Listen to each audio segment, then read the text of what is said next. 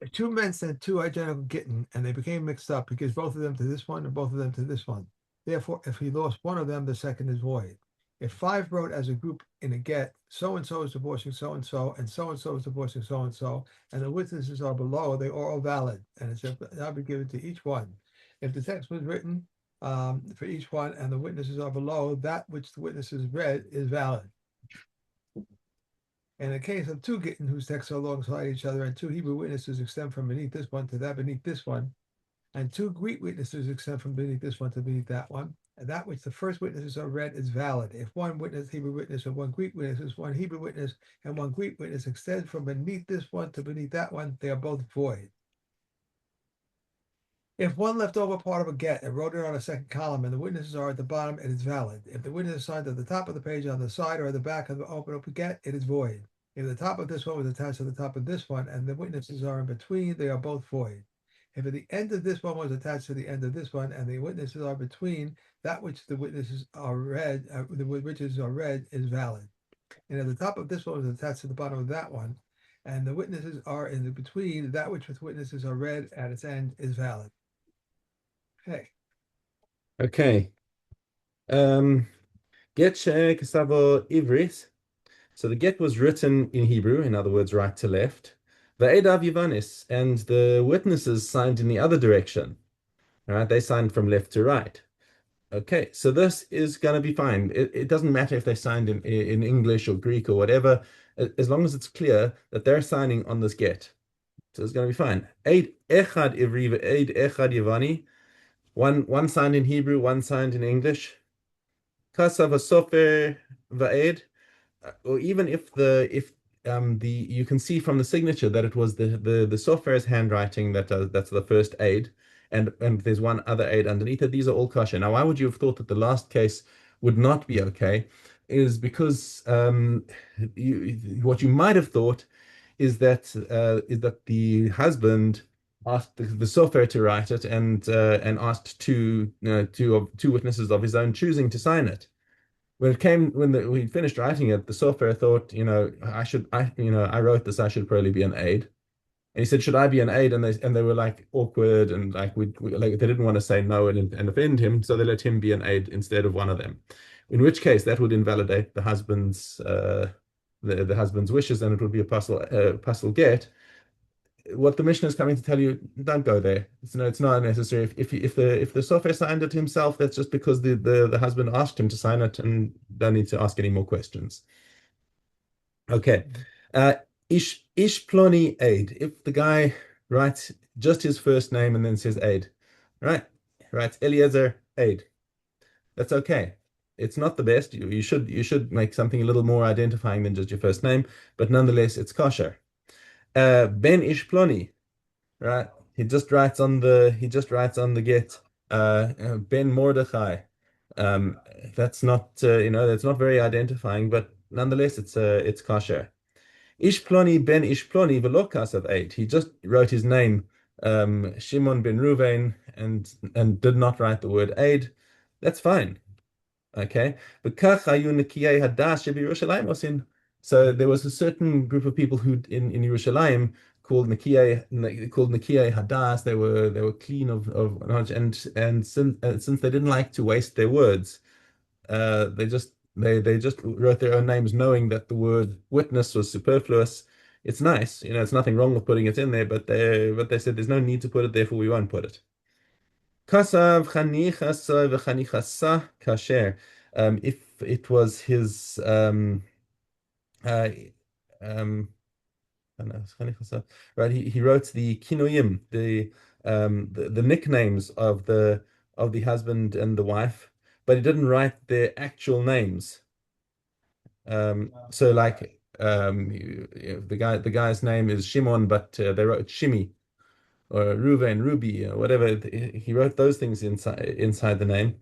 Um, Kasav Shem, or he wrote. Other people say that this means is he wrote the guy.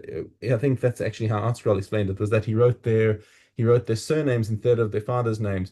So he wrote Ruven Goldberg, not Ruven ben Mordechai, whatever. Okay, so all of these things are kosher. Get me'useh. Now, get me'usa is a forced get, where, for example, the wife, the wife wanted a divorce, and the husband is recalcitrant, and for whatever reason, there are many reasons why a wife can justifiably demand a divorce, and the Beis Din will say you have to give it to her, and if he doesn't comply, then the Beis Din is authorized to force him. But let's see what happens. So get me'usef, so a forced get for Yisrael kasher. So if a Jewish court forces him to give the get, in other words, the Beis Din is empowered actually to beat him up. They can employ goons to go and uh, so this might be the Kabbalah. Just give me a second.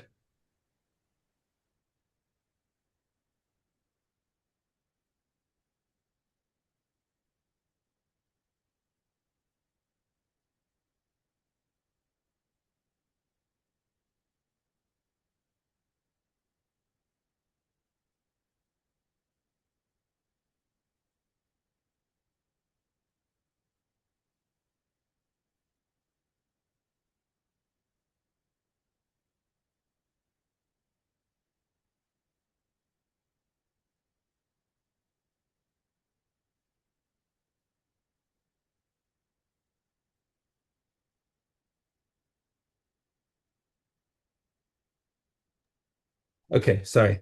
Um, Okay. so we were saying but if he goes to a non-Jewish court and they impose penalties on him to force him to divorce his wife, that's not a valid get. It's got to be enforced by the Jewish court. However, uvagoyim chovtim oso v'omrim lo asay ma Yisrael omrim lecha v'kasher. So what the Jewish court can do is say, look, he's not listening to us. We don't really have the power to force him. But they give him a heter, a cast to say you can go to the non-Jewish court and say, look, he's been we're saying that you must get that she must get a divorce, and the non-Jewish court that has the power of enforcement can now come and be the hired goons effectively of the Jewish court. So they're not acting on their own right. They're just enforcing a psak that was already given by the Beis Din. In that case, it's kosher. Okay, Yatza Shma Be'ir Mekudeshes. So if a rumor goes around in town, okay, that this particular woman has actually been married, Harezo Mekudeshes, then then we have to treat her as if she as if she is married misafek, and she cannot get married without producing a get. If the word gets out that she is divorced, Harezo Megureshes ubilvad shelo yehei sham amatzla, then okay, if the word has gotten around that she is divorced, then we can trust her. We can trust that she is actually divorced. Um, but that's only that's not on a known marriage. We're talking about the case where the word got out that she was married, and then the word got out that she was divorced from this guy that the word got out. So if it's the word got out, the word got out, they cancel each other. But if it's a known marriage and then there's a rumor that she was divorced, that's not acceptable. But um, even with the fully rumor case, we're talking about it when there's no amasla, which is there's nobody who's coming and arguing and saying, hey, no, she's not. If there's an argument about whether she did or didn't, then we don't trust it. Ezohim amasla. Gerish ish ploni es ishto al tanai.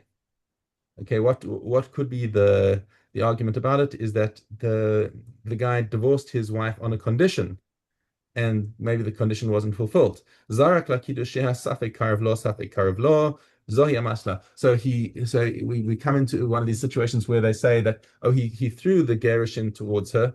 Oh, sorry, kiddusheha.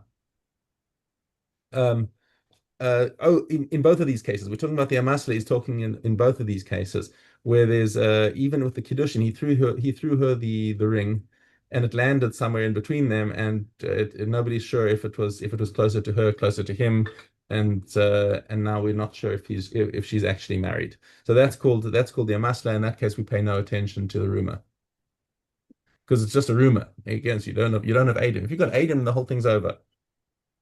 Okay, and even that, we're saying that's only because of Suffolk that we treat her as married.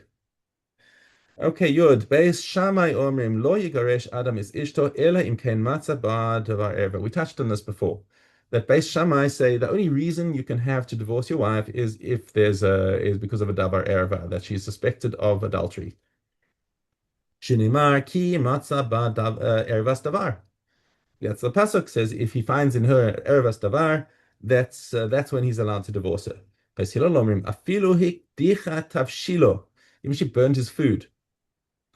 Shneimar ki matzaba ervas davar. They look at the word davar and say the pasuk should have just said erva. Why ervas davar? Because any davar. If he just doesn't, if she just did something to annoy him, burned his food, then that's enough to grant a divorce. Is basically now. Rabbi Akiva goes further. Afilu matzah cheres na'a hemena. He's looking around and sees a prettier girl and says, she'd look better by my side. Then then he has the right to do that. Not that it's a good thing, but you can't stop him. If she does not find favor in his eyes, that's another pasuk in that parsha of the divorce, and it says im lo timtza chen be'einav. So he thinks she's not pretty anymore. He's allowed to divorce her. Okay, Hadron Alach Maseches Gittin, and tomorrow we start Kiddushin. Okay, we've got time for just a couple of chazaras. Let's go and do what we can. Zion Gimel. If a man said, "This is your get if I die," "This is your get if I die from this illness of mine," or "This is your get after my death," he has not said anything. If he said, "This get should take effect from today if I die," or "From now if I die," it is a get. From today and after my death, it is a get and not a get. If he dies, she performs kalitza, but not evil. If he said, "This is your get from today if I die from this illness of mine," and then he rose and went to the marketplace and became ill and died, we assessed him. If he died from the first illness, it is a get, and if not, it is not a get. She should be alone. She should not be alone with him unless he is in the presence of witnesses, even a slave, even a female slave, except her female slave, because she is comfortable with her. And what is she? What is she in those days? Rabbi Yehuda says like a married woman in all respects. Rabbi Yossi says she is divorced and not divorced. If a man said, "Here is your get," on condition that you give me 200 twos, and she was divorced, and she shall give it on condition that you give it to me, be now in 30 days. If she gave it to him within 30 days, she is divorced. If not, she is not divorced. The Rebbe Shimon Gamliel, an occurrence that one said to his wife, "Here is your get on occasion that you give me my cloak." And she lost his cloak, and the sage said, "She shall give him its value." Okay. Right. Sota. I'm doing this. Oh, I put this in one place. Sorry.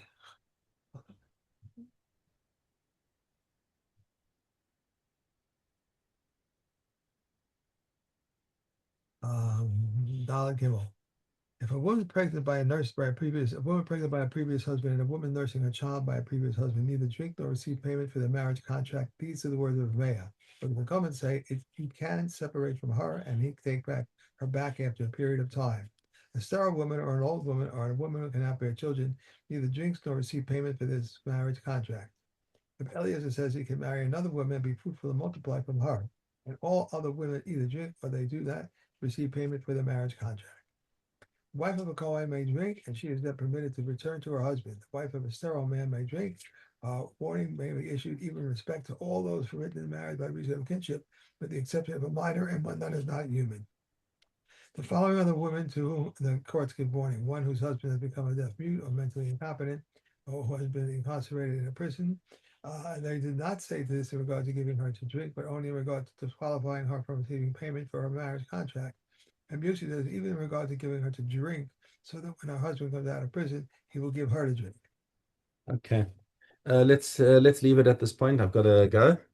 Oh, I'm sorry. Okay. No, it's my part. It was me. I got pulled out by my contractor. So Okay. anyway, have a good Hope day. it works out for you. Thank you. Okay. Bye. Yeah.